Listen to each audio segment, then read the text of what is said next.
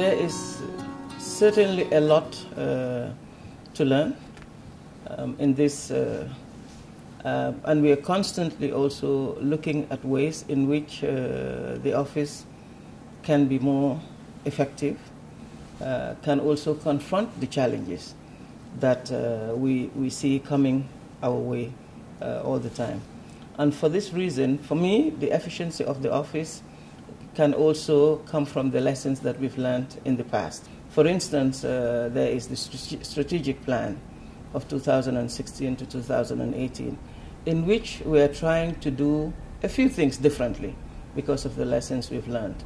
For example, I'm trying that we are as trial-ready as possible by the time we engage the judicial process, maybe as opposed to before when you can still go on investigating. So we try to be as trial-ready as possible. Again, previously you will recall that we used to have focused investigations and prosecutions. This was the strategy of the office.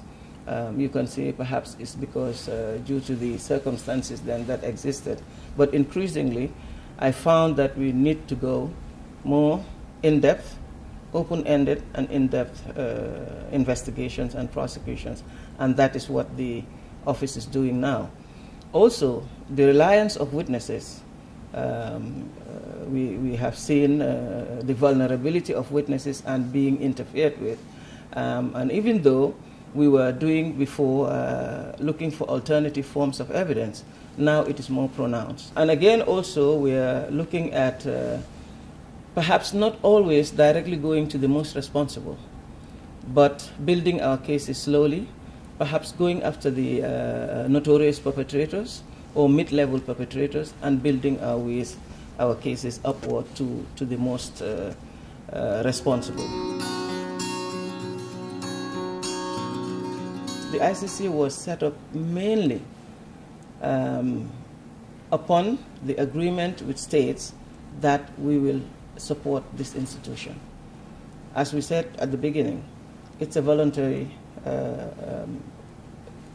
it's a court, it's treaty-based, and states voluntarily entered into it and ratified the Rome Statute and became part of the ICC with the obligation that, and it's a treaty obligation, that they will support the work of the court, they will cooperate with the court, and they will execute the decisions that the court takes. These are the obligations that states have undertaken.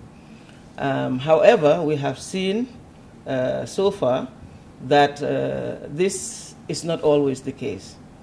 We have seen political interests